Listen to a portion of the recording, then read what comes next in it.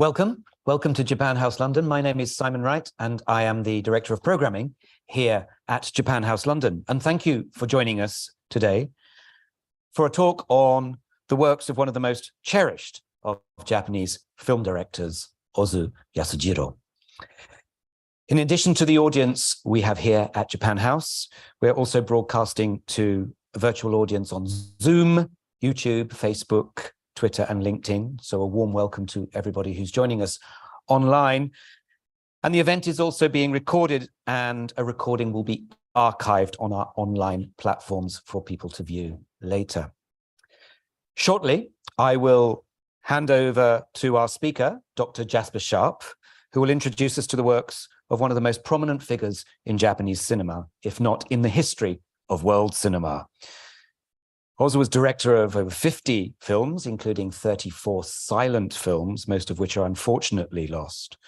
And Ozu developed his own distinctive style. He is regularly regarded as being the most Japanese of all directors, so Japanese, in fact, that while he was alive, his studio initially refused to allow overseas retrospectives of his work for fear that outside audiences wouldn't understand them. And yet his movies are almost universal as they explore experiences shared by many of us around the world. Dr. Jasper Sharp is an author, filmmaker, curator, known for his work on Japanese cinema and the co-founder of the film website Midnight Eye. His books include The Midnight Eye Guide to New Japanese Film, jointly written with Tom Mess, Behind the Pink Curtain, and the Historical Dictionary of Japanese Cinema. His work has appeared in publications including Sight and Sound, The Guardian, the Japan Times, Film International, and on numerous home video releases. He has programmed a number of film festivals showcasing in Japanese independent cinema, and he is the co-director with Tim Graham of The Creeping Garden, an award-winning documentary about plasmodial slime molds. He currently works as a disc producer for Arrow Films. And following Dr. Jasper Sharp's presentation, there'll be an opportunity for those of you here also online to answer questions. For those of you online, please do use the Zoom question and answer function. So without further ado, will you please join me in warmly welcoming Dr. Jasper Sharp.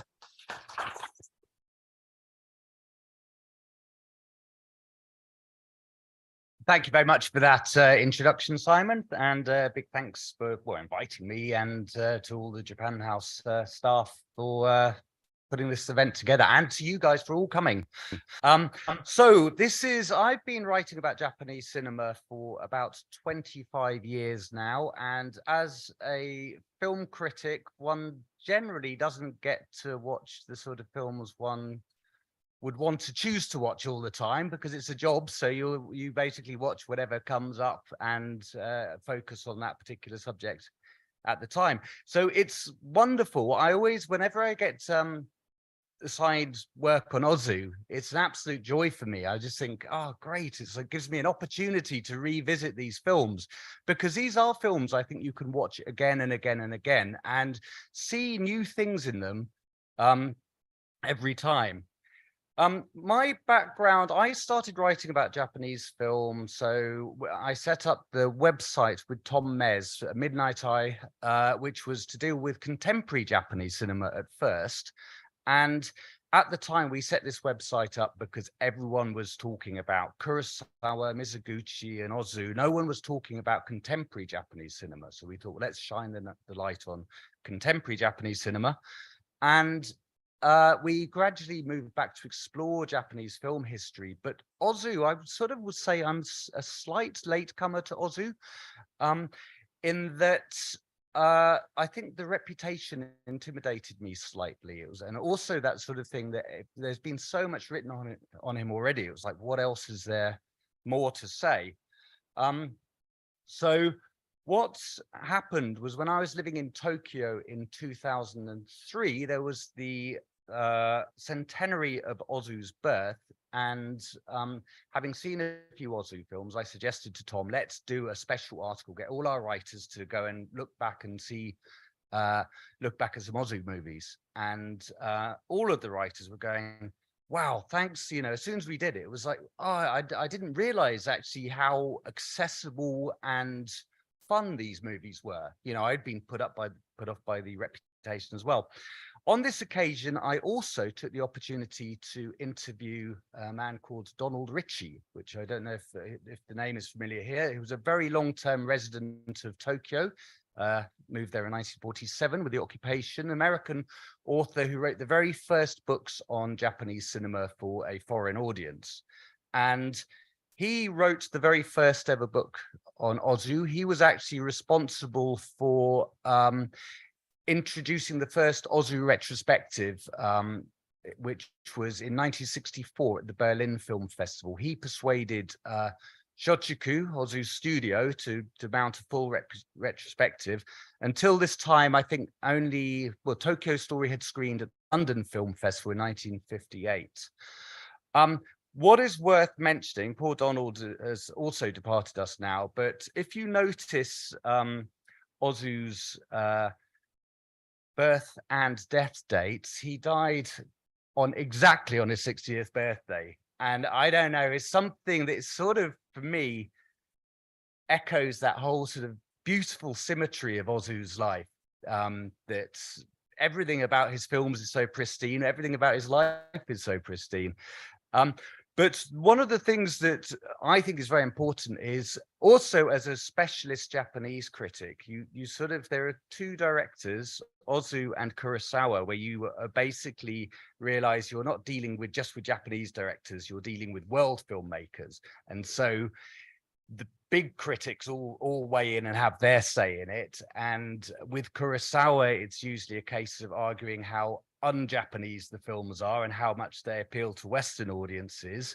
With Ozu, it's a case of these films are so Japanese, let me explain it to you from a vantage point where people don't necessarily know what they're talking about, I think. So I'll just, as an example, the other important thing is that as Ozu's first retrospective was after his death, there had never been a case where he was interviewed about his work for an international audience when he was alive. Unlike Kurosawa, who was always on the world stage in his later career as a world cinema director, Ozu was someone that didn't have a say. He didn't give his opinion on his films to foreign audiences later. So I think that allowed a lot of mythologizing of his work to be built up. So to give a few examples, Donald Ritchie wrote the first ever article about Ozu. It was called Yasujirō Ozu, the syntax of his films. Elsewhere, we've had Paul Schrader, known as now as the filmmaker and the scriptwriter of Taxi Driver, wrote Transcendental Style in Film, Ozu, Bresson and Dreyer. We've had David Baldwell's Ozu and the Poetics of Cinema, but especially in the 70s, listen to some of these article names. Secular Vision, Transcendental Style, The Art of Yasujirō Ozu. Yasujirō Ozu, Emotion and Contemplation. Or another one, The Zen Artistry of Yasujirō Ozu. My own opinion on Ozu has not been formed by reading stuff like this. It was talking to Donald Ritchie, who said, basically, just dismiss all the fluff. You know, anyone with a family can understand an Ozu film. It's not that difficult.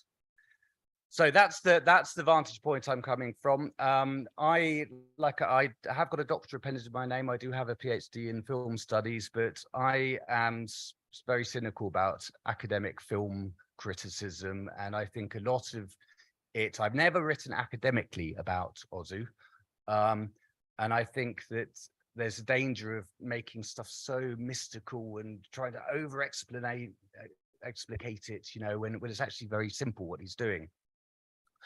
So these are the 4 films that are playing as part of this season, and I think it's a wonderful choice. As Simon introduced at the beginning, he made 54 films, and 36 of them were silent, a lot of them lost, but basically I think we can say that he hit his stride in 1949, and basically this is when we're seeing the sort of archetypal, or arguably a bit earlier, but it's the post-war films for what we remember him for, with their focus on the family, on marriage, intergenerational conflict and misunderstanding. And really, this only constitutes about a dozen films. That his final 12 films from late spring to an autumn afternoon, really we can see as the quintessential Ozu. They are characterized by a very low camera angle. Again, this was always explained by Westerners as like as if someone was sitting on a tatami mat and you were sitting in a Japanese living room. What I see it is it's just a purely functional way of flattening the perspective on the screen. What we see is we don't get many depth cues in the images of Ozu. What we get is, and again, I thank Donald Ritchie for alerting me to this, the internal geometry of the architecture in the houses that creates these sort of grid-like structures. And the idea is to just basically flatten the image so that we have a purely decorative, almost like a Mondrian picture, with the human elements sort of standing out as really just part of the decor. The other thing we always mention about Ozu is that the eye lines of his characters, they always look like they're gazing slightly beyond the camera. They don't match. He goes completely against conventional film grammar, this sort of 180 degrees rule we see with. So basically, all his characters look like they're posed for portraits all the time, and often smiling and ambiguously. But I think this style basically doesn't privilege any one character's perspective throughout the film. You're sort of detached. I mean, one could say, and I will elaborate on this later, that, you know, that the teapot in the corner of an autumn afternoon is as much a character in the films as any of the humans. Yeah, I think basically it's to make you feel like there is no anchoring perspective within his films. What you see is what you get, these flat images.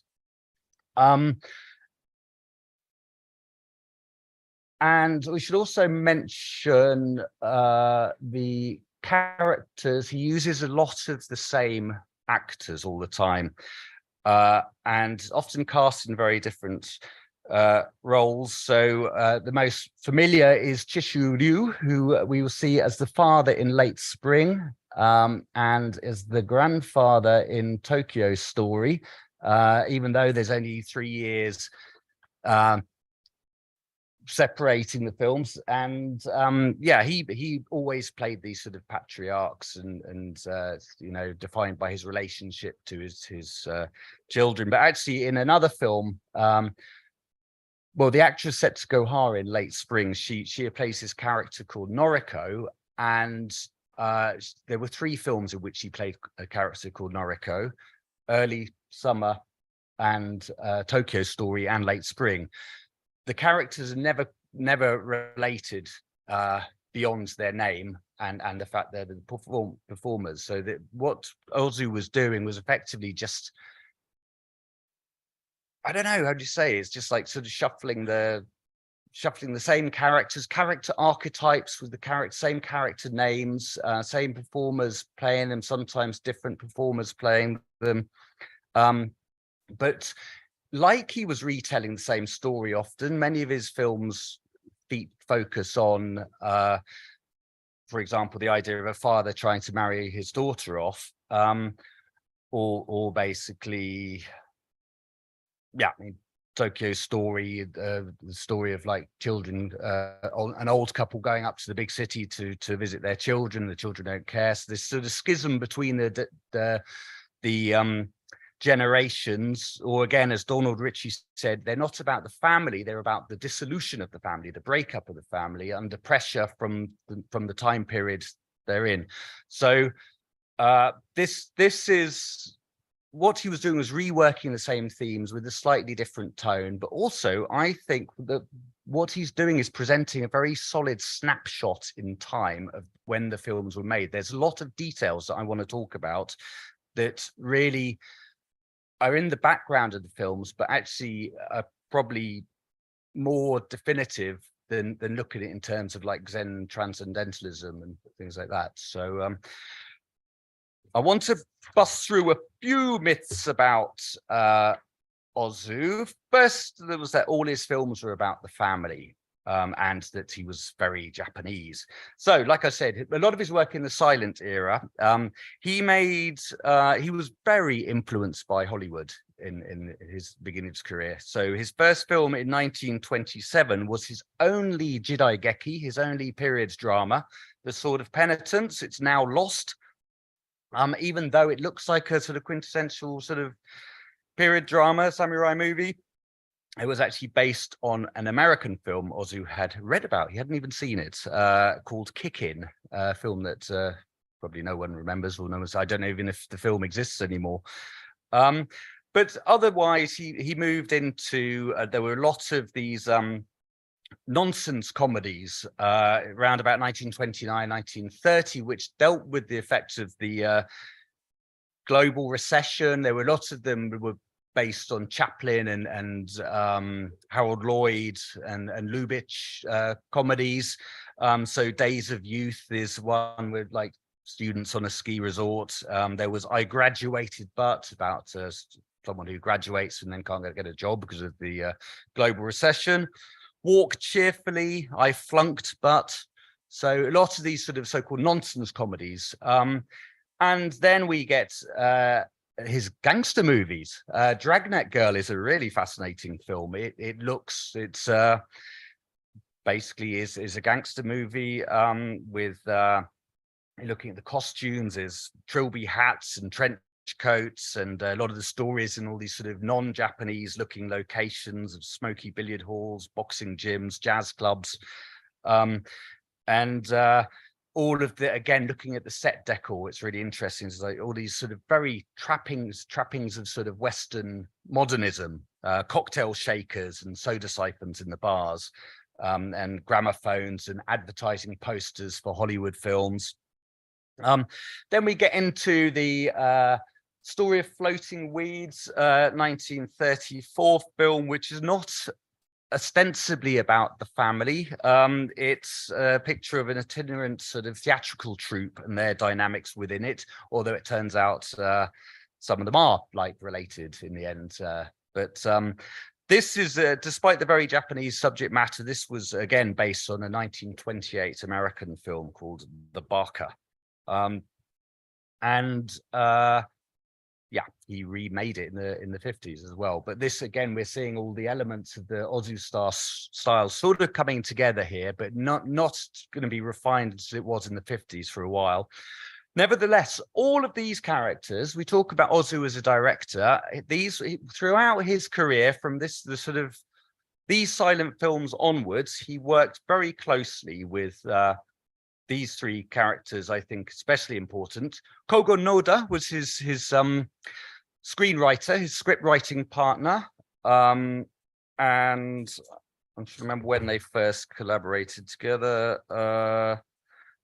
Basically, all of the four films in this retrospective, these characters worked on. So, but from the early 30s onwards, the cinematographer, the sort of very flat Ozu style that we see, that's, you know, how much of it is due to the cinematographer. Although Atsuta himself said that he never really saw himself as having any control. He just did what Ozu told him.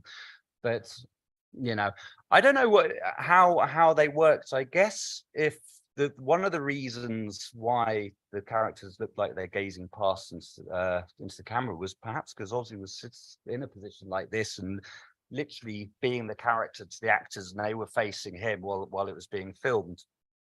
And another unsung hero, Tetsuo Hamada, the arts director, because the production designer, because I think the production design for me is just one of the most important aspects of Ozu's movies.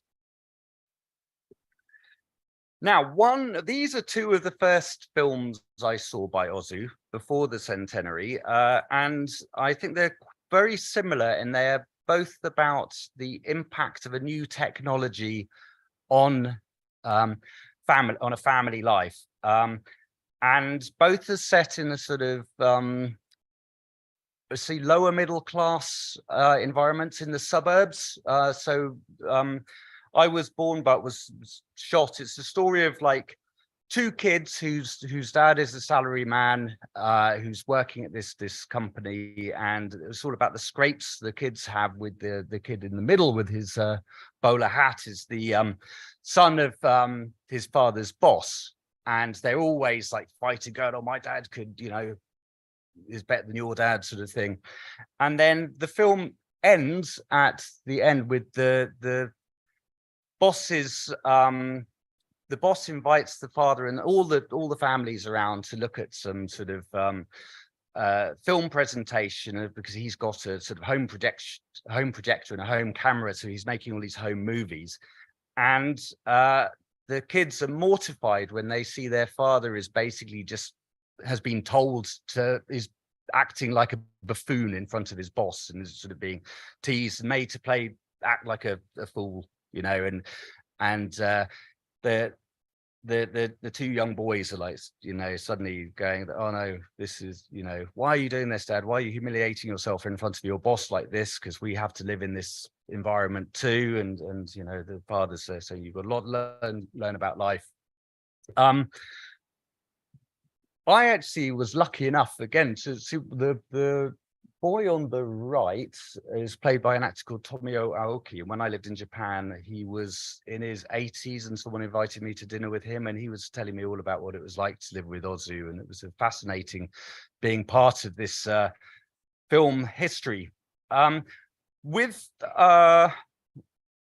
Good Morning is a similar story. It's about two young boys in a sort of working class environment, but next door neighbors have just got, it's all about the impact of new technology, and the neighbors have got like a television set, and they're always running around going, we have to watch this telly, and the parents go, well, no, you've got to learn how to, you know, communicate with us all properly. And it was all about the disrupting effects on television, say, on family life. And but sort of, yeah, ironic. I could talk about a bit more in detail about that. But the one thing is, when I first saw that, I think that was the first Ozu movie I've ever seen. And I don't know how many people have seen it here, but it's just basically, it's sort of semi-comedic. But one of the sub-stories in there is that the boys go on strike and say, well, you know, all you adults talk rubbish, so we're just going to go on in a strike of silence all the time and not talk. But all the boys have engage in these sort of farting competitions on the way to school.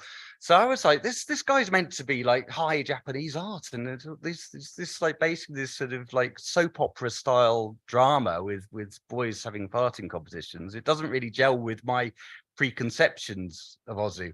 And I think if you want to explore Ozu or introduce someone to Ozu's films, that's probably the most accessible way to start. Similarly, another one of my favorites is Equinox Flower. And when I talk about the art design, again, this was Ozu's very first film in color. Everyone said Ozu was like a really conservative director because he only went from silent films to talkies in 1936, which is admittedly quite late. And only adjusted to color in 1958, but at this time, actually, only about half of all Japanese films were made in color. So I don't think that's so unusual. And let us remember that Akira Kurosawa didn't make his first color film until 1971. So who's the conservative one? And Ozu never shot in widescreen formats. It was always a straight 4:3. But I guess it was because, you know, he had spent so long working within this 4:3 frame that he just, you know, he didn't want to have to consider what to do with a wider frame. But the use of color is really interesting. Most other directors in Japan at the time were using the American Eastman color, but Ozu wanted to use Agfa color, the German stock, because it was a colder blue, but the reds really popped in it. And I don't know if you've noticed in these shots, all of this, again, it's your standard story about family life and about parents trying to arrange a marriage for their daughter, but she's actually more into the idea of a romantic marriage with someone she chooses herself, and there's a lot of friction around the family table. One might also recognize that on the left, the mother is played, Kinuyo Tanaka is the same actress who played Dragnet Girl, the very famous Mizoguchi actress. But within these domestic scenes, the one thing that always I couldn't stop noticing when I first watched the film was this teapot in the center. It's because like everywhere you see it, the teapot becomes the anchoring part of the image, but there's no narrative justification for it, because even I think between the first and the second shots, they look the same, but they're obviously from a different angle because the garden is slightly different. So, and also looking at the tabletop, you know, you have the teapots, but you've also got 2 bottles of Fanta Orange here. And also the way the teapot gets an entire scene for it, an entire shot for itself here. These are what have become known as pillow shots as well, the shots where there are no humans in the frame. And this is seen as a hallmark of Ozu's style. They're seen as marking the transition of time. And a lot of people have spent ages like likening them to the syllables of waka poetry and claiming they have cryptic meanings. But I think the meanings are usually quite easy to understand. We go to late spring. Now, again, we have the setup here is yes, the daughter, Noriko, who is living with her father in Kyoto. The father is it's obviously quite a high class family, because the father is a university or some sort of academic. It's not living in Kyoto, sorry, they were living in Kamakura, which is incidentally where Ozu lives. But again, Japan's old ancient capital, and they do travel to Kyoto at the end of the film as well. So it's a film that takes place in all these sort of timeless backdrops. At the beginning, Noriko is at a tea ceremony, very quintessentially Japanese setup, with her aunt, played by Haruko Sugimura, who again appears in, you'll see her in Tokyo Story. She appears in lots of Ozu films, uses some old battle axe, this sort of bossy woman. And she basically is the one that stirs up the whole thing, I think, in this scenario. It's like, you have to marry, you can't live with your father forever.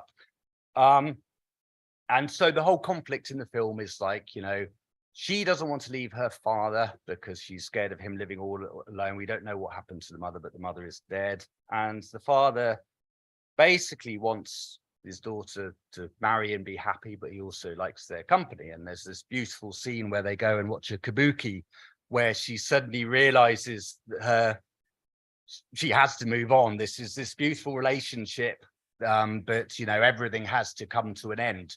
So we look at it in terms of kabuki tea ceremonies. The iconography here, these plants, I did a frame grab and a plant app thing on this. But these are an orchid called Blatilla striata, the hyacinth orchid or Chinese ground orchid. But anyway, these obviously a flower that blooms in the title late spring. So I guess these sort of symbolize, you know, you cut from the tea ceremony to the image of the flowers. This is Noriko's character, the flower that is just about to come into full bloom. So we can read this in very traditional Japanese terms like that. But I think also there's a few more complex things. Well, one thing that rarely gets mentioned, but there's a very telling line of dialogue in the film where it is alluded to that the daughter Noriko has a sort of nervous breakdown during the war, you know, because she was working in a conscripted, like, I don't know, munitions factory or whatever. And they're saying, oh, you know, she's still very ill after the war. So I think it's not a timeless story about fathers trying to marry off their daughters. I think there is you know, there is this idea of it's rooted within that sort of immediate occupation era generation.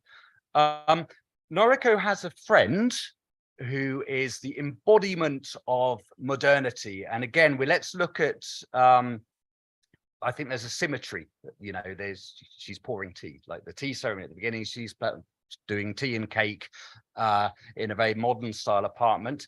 And she's working as a stenographer, and Noriko goes to her and confides that she doesn't want to get married really, and she wants to get a job and be independent just like her. But then her friend points out, the reason I'm independent was because I married for love and my husband ran off, and I've been forced to work because I have to. And you know, Noriko is saying like, oh, you know, I could, if I were like you, I could get a job, I could do anything you want. And then she goes, do anything, what do you want to do then? And she goes, I don't know, do anything I want. She goes, well, if you don't know what you want to do, you might as well get married. So there's quite a funny exchange. As this exchange comes to an end, Noriko slams the door and a pile of magazines fall off these books in the corner. You can't see them very well, and I don't know, it's obviously an in-joke by Ozu, because you have to really be, they're all Western books for a start. The magazines on top is the Saturday Evening Post. So we have to ask ourselves, why is this friend Ayako, why is she reading like English language magazines rather than Japanese ones? I did frame grab. One of the books there was by Mary Ritter Beard, the feminist historian. Woman as Force in History, a study in traditions and realities. And underneath that, there's John Gunther, Inside USA. I think it's very interesting. Look at this in the context of women's rights in Japan at the time, because during the occupation, there was a new constitution got drafted, and a new section specifically, which was to guarantee gender equality in April 1946, and this one of the reasons how women got the vote for the first time. So, you know, this is really putting her, you know, post-war woman. It's not at all about timelessness. It's, you know, it's there are specific things that link us to a particular specific moment. Oh, sorry, yes.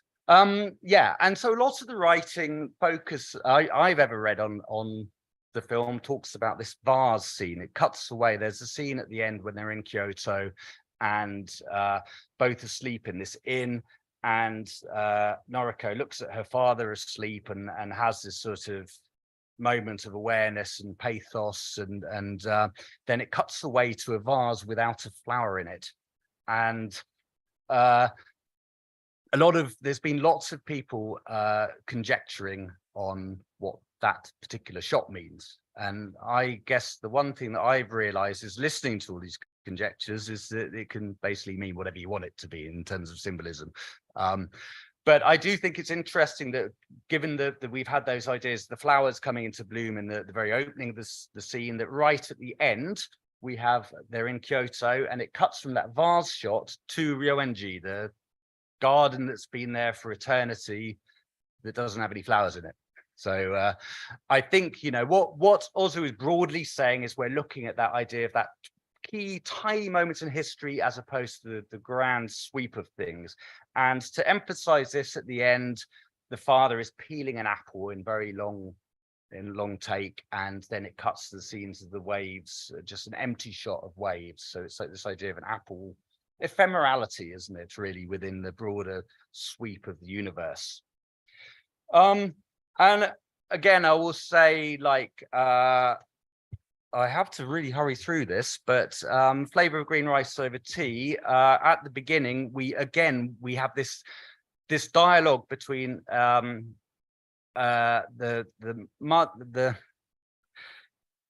the wife of who's the main character of this. The story is about a marriage breaking up, but her niece at the beginning, they're chatting, they're driving through Ginza, and the niece is just about to watch a film.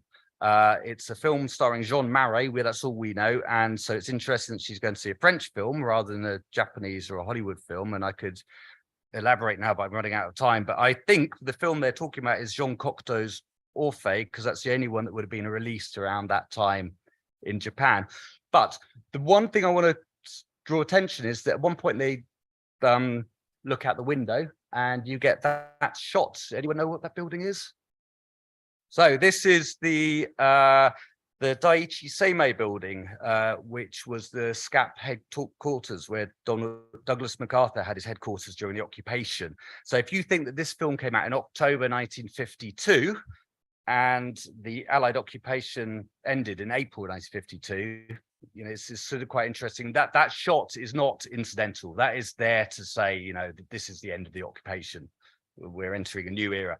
And again, it's like very much within the film, this idea of a new era, you know, with the decor, there are up the middle class, an aspiring middle class family. You see lots of shots of like Art Deco lamps, radios, consumer goods, along with the traditional architecture. But again, it's just really flattened. Even this shot where she engineers a weekend away without telling her husband to an onsen. I mean, they're just wearing these sort of beautifully patterned kimonos that don't look anything, and that gel completely perfectly with the room in the onsen inn. And it doesn't have any, I don't know, I've never seen anything like that in real life. So I think it's really good to think of it in terms of pure decorative imagery, sort of like a Matisse sort of style swells. I'm just wondering what to do. I've got quite a bit to go through, but I know you've, can I just, I'll zoom on ahead and leave some time for the Q&A. Okay, that's good. Right, so this is a film about well, the flavor of green rice over tea. This rice over tea sounds particularly strange from a non-Japanese perspective, but let's say if you've got leftover tea and leftover rice, you mix them together and it's good, quick, easy home comfort food. So it's all referring to the cozy pleasures of domesticity.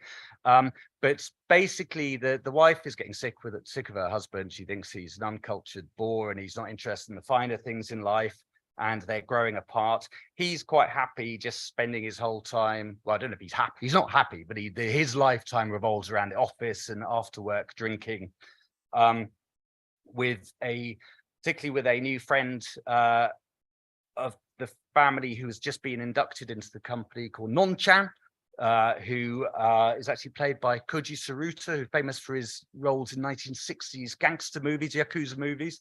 But again, we have these bleak scenes of like the scenes of the office corridor and the office with his boss look very different. I mean, they've got posters, they've got lots of other details.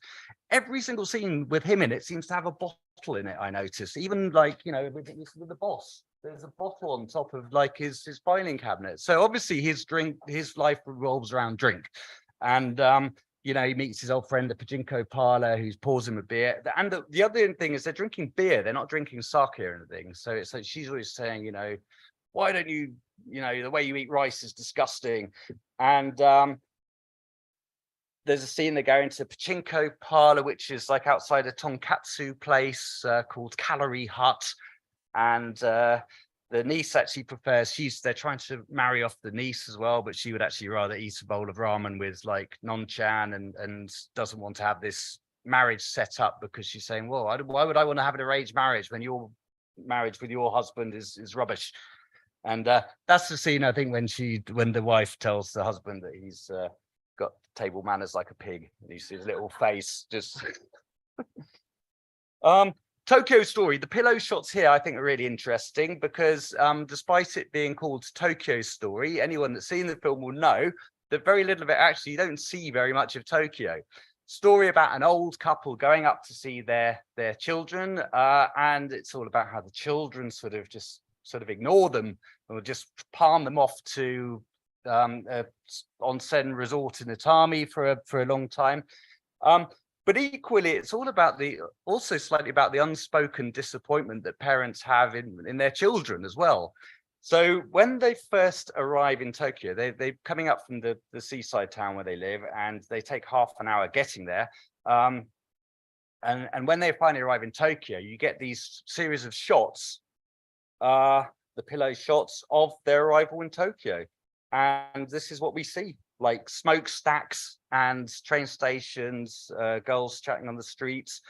And this very cryptic one at the end. Now, there's a book by the Japanese new wave filmmaker called Kiju Yoshida, who died recently. He was very much involved in experimental avant-garde. He started up at Shōchiku. I think he might have even been an assistant director to Ozu at the time. But at the time, he was talking about all his generation of directors at Shōchiku would go, "Oh, Ozu, what an old fart! You know, this is such conservative filmmaking." But then later in his life, he had a complete sort of reappraisal, going, "What?" Just as the way we look at Ealing comedies now and go, "There's actually these aren't just like bits of this idyllic version of England in the 50s. There's actually a lot more going on." So he pointed out in his book called Ozu's Anti-Cinema that this sign here says Hirayama surgery. The son, one of the sons, is a doctor, but we know he's not a very wealthy doctor. But the point is that at this point, when we see this sign, it's not presented as their point of view or whatever. We don't even know that the family's name is Hirayama. So it's just something that's thrown out there as randomly, as like, you know, just a sort of messy sign on a telegraph pole. I am going to quickly. Oh yeah, and there's the other ubiquitous thing with the laundry on the line there, and that sort of links it to Ohio. And I mentioned the fart gags in Good Morning before, and in that case, the dirty laundry scene actually explicitly ties in with the story for a comic effect. Anyway, what I'm just going to say before, as I wind up, is that an autumn afternoon, I think it's really interesting because I think by this stage his style had become near experimental in the way it's become just purely almost decorative abstract. Again, another story about a father trying to marry off his daughter, but actually, sorry, I didn't mean to skip through that. But actually, the focus is more on the father than the daughter at this time, and about how he's sort of feeling undervalued, and the world has grown up around him, and he's sort of treated more as a nuisance. So again, it's this continuously cheery face that Ozu's characters put on all the time when they're actually generally quite up. You know, there's a melancholy beneath it. These are the kind of cutaway shots we're seeing of Tokyo. So these. One of the things Donald Richard, I should have mentioned it before, that mentioned to me was that instead of like looking at these images as being inspired by traditional Japanese art, think of it in this type of sort of 1950s day glow colors of Good Housekeeping and all these, you know, this is how the image of the world that was being projected to you at any one time, this is how you must live. And all of his shots, you know, the later films, it's lots of background shots of consumer goods. And I always think of like looking at these films of like looking at any one specific year as if it was preserved in amber. And that's what the Ozu film is. So rather than see these films as just the same story over and over again, you would say it's the same story, but why is the story has a different resonance in 1949 than it does in 1962? So again, these are the cutaways we have, the laundry shots, and the opening sequence of pillow shots. We begin with a series of smokestacks, and we have a later shot. We see the smoke coming in through the window of his office. So this is the whole idea of like the modern city being built around what used to be that man's space of the office is being encroached on by all this sort of ugliness. We'd also notice, very subtle, but in the corridor sequence, we get so many corridor sequences in Ozu's films. Every office scene has a corridor. Why? There's a clock. It's almost exactly the same as a green tea over the rice, apart from there's a clock in the top of there. So it's almost like, you know, the acceleration of time, the sort of how everything's become that bit more stringent and faster paced than it was before. And I just want to draw attention, this is the final bit now, green tea over rice. There's a scene where they're all at a baseball match, and you begin with this pillow shot almost identical to an autumn afternoon of the lights shining down on the stadium. Then it cuts to them sitting watching the baseball game and having a conversation. In an autumn afternoon, we get this shot. You think, oh great, we're going to have a next scene at a baseball game. Then it cuts to a TV, in a bar full of guys just watching this TV and not talking to each other. And then it cuts away to their backs here. And then the final shot after that is our main character and all the older generation of old school chums sitting there in the back room drinking and actually having a chat and going, oh, I wonder what's happening in the baseball, you know, that sort of thing. So it's just a look at social fragmentation and how the landscape is changing. So I think it's really interesting that there's people say that Ozu's timeless, but there are a lot of specific things. But I think also that one can look at the message and appreciate the timelessness of it. But I also think there's like massive details there that when you read it, you find a whole lot more going on than you think you would. And I think that's what makes these films so beautiful to return to over and over again, because you'll find new things in them every time. And I was going to just have a bit about the tradition, but we'll just do the Q&A and I'll leave that hanging there. And if anyone wants to ask about it, this is what I was just talking about, the heir to the traditions of Ozu, maybe. Anyway, that's me for now.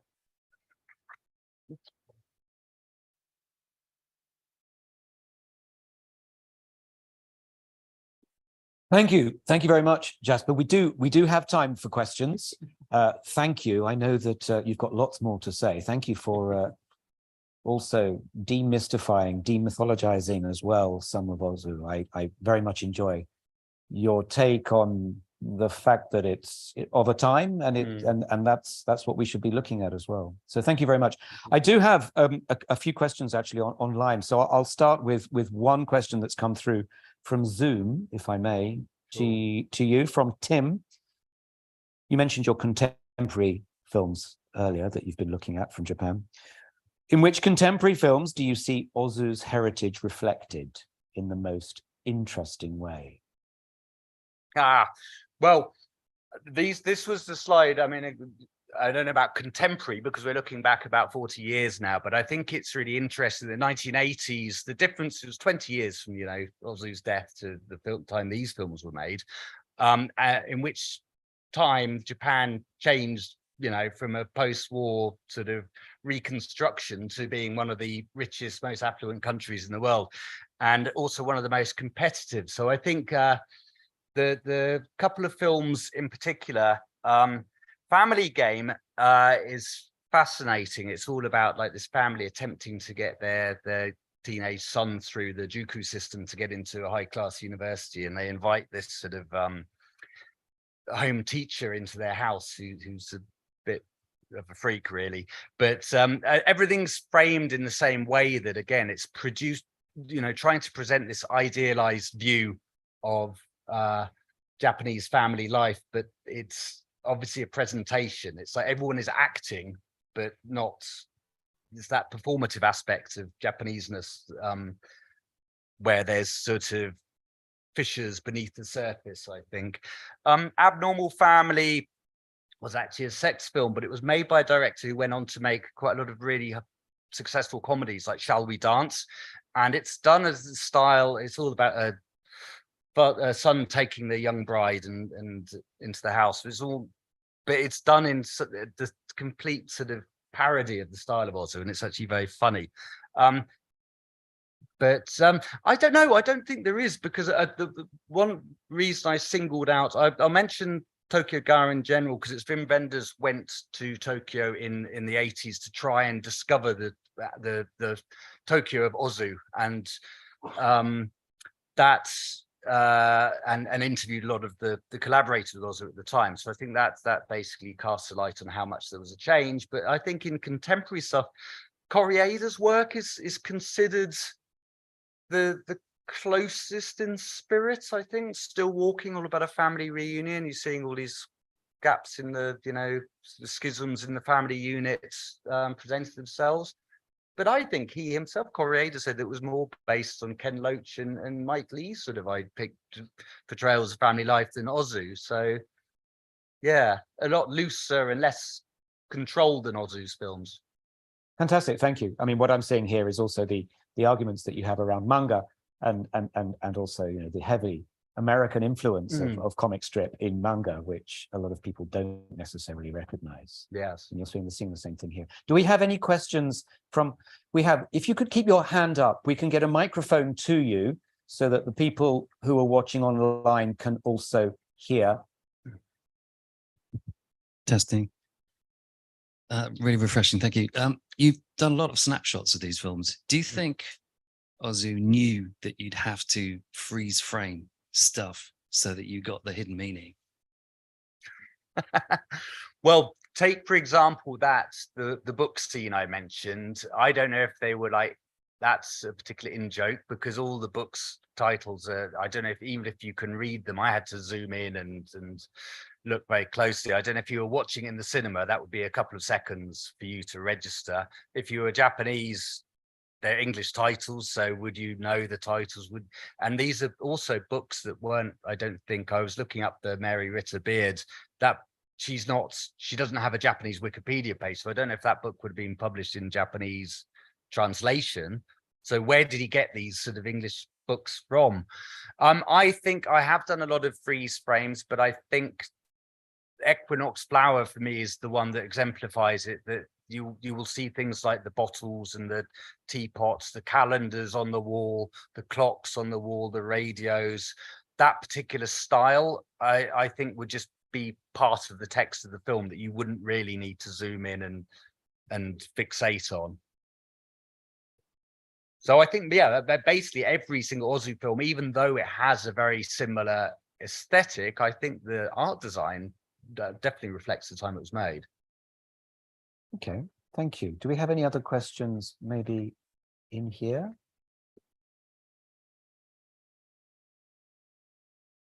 I have something online, if I may.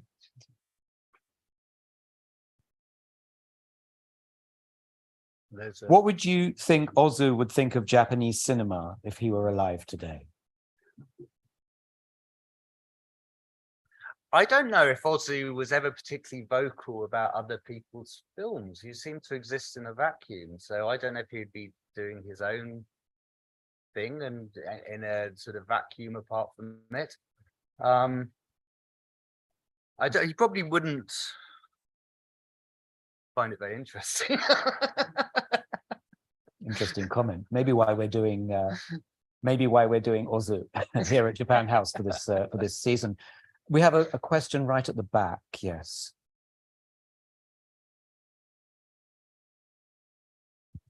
So, is there anything to say about Mu that's written on his gravestone?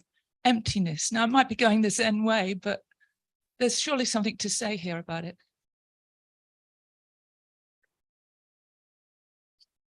Yeah, I don't know. It reminds me, when I was teaching English in Japan, one of my questions I'd always have was if you could have just to start a conversation, if you could have any kanji tattooed on your forehead that summed up your personality, what would it be? And I remember one of my students saying Mu, which I thought was like a brilliant answer. But I guess the point is that he had nothing more to say, but I don't know. But there is an emptiness, isn't there, in those corridor shots? You know. Yeah, I think also there's an emptiness in the sort of characters he's portraying. I mean, I guess he made family life his subject, but he never was married. He lived with his mum all his life. But I guess these characters became his surrogate family. The same actors, the same collaborators all the time. So maybe he's just saying something about that sort of facade of family life, that there's nothing, it just goes on and on and on. The surface trappings, the tensions and the dynamics from outside society might change, but the actual relationships are fundamentally unchanged. But other than that, I have no idea what he meant by Mu. I guess saying nothing, literally. I think what is wonderful is that these present canvases which we can interpret, give our own interpretations to. Yeah. Thank you. We do have maybe time for one more question. If you could keep your hand up, please. Thank you, so that we can get the microphone to you. I think I discovered Ozu, I'm afraid to say, via the Wim Wenders film in '85. I vaguely remember possibly Tokyo Story being shown on the BBC late at night, and then they had decent programming. And what I remember about Tokyo Ga, which is a tremendous film, and it'd be great if you could show it, but I understand it's probably quite hard, is how much he was loved by the people he worked with. And, you know, this film was made 22 years after he died. And how much they felt. I mean, it's the cameraman, I think, who was in tears at the end of the film when finally Wenders discovers him, and how much there's a feeling of a certain kind of filmmaking. Closest probably European mode would be something like Bergman. That feeling of you working always with the same people and the same people who, and that I think does come through in the films, that feeling of people who just know what they're doing. And there's a certain kind of emotion there, but maybe I'm wrong, but I find that very touching. And I think the films are, Steve McQueen was in Sight and Sound this week, and he was saying that although this is a language he doesn't understand or a culture he understands, Tokyo Story is one of his most favorite films because it's completely universal. It's people that he knows that are being shown on the screen. Yes, no, I totally agree. I mean, why I think Tokyo Story still works is now I'm at that certain age when my parents come and visit me, and I just can't wait to get them out the door. No, I don't mean to say that, but there is that sort of thing where, you know, it's you grow apart as a family, and it is a universal truth. I mean, I think there's always that issue with film criticism anyway. When you start talking about individual directors, you're ignoring all the other people that work to make a film together. And especially within the Japanese studio system, the director would be the foreman, but they usually, every single director worked with the same regular group of people. So I could think of, you know, they have that word gumi, don't they? The group that, you know, certain directors would use the same camera person all again. Ozu and Kogo Noda, they must have been like brothers almost. I mean, that's 30 years when they were writing constantly together. And I heard all these stories of, like, you know, when they would get together, book out a hotel and go off for 3 weeks into the countryside and sit there into the night just drinking and smoking and deliberating over every single line of dialogue. I mean, that's the other thing that no one ever mentions, that myth that Ozu films are slow. And you look at them and they are so precisely edited. The dialogue is just so snappy as well. You know, nothing much seems to happen on the surface, but there is actually just so much going on beneath it. I think it's amazing.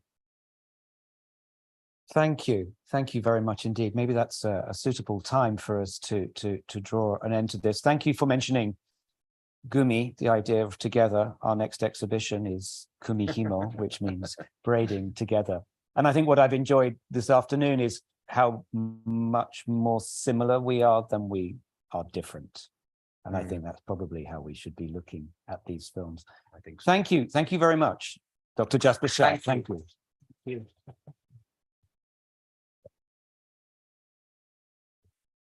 So just to explain a little bit about what we have coming up at Japan House, of course, Jasper has already mentioned, we have this film season, which runs until May, which is focusing on the works of Ozu Yasujirō. Thank you so much for highlighting some of that. Kumihimo, braiding together.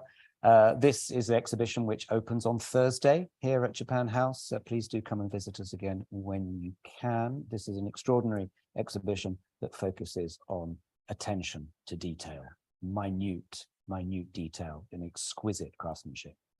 We have a talk by Domyo Kiichiro. He's the 10th generation head of the Domyo Kumihimo workshop in Tokyo, past, present, and possible futures. We also have a talk by the exhibition's curator, Hashimoto Mari, the culture of ornament in Japan, another stereotype busting talk that not everything's empty and not everything is simple in Japanese art.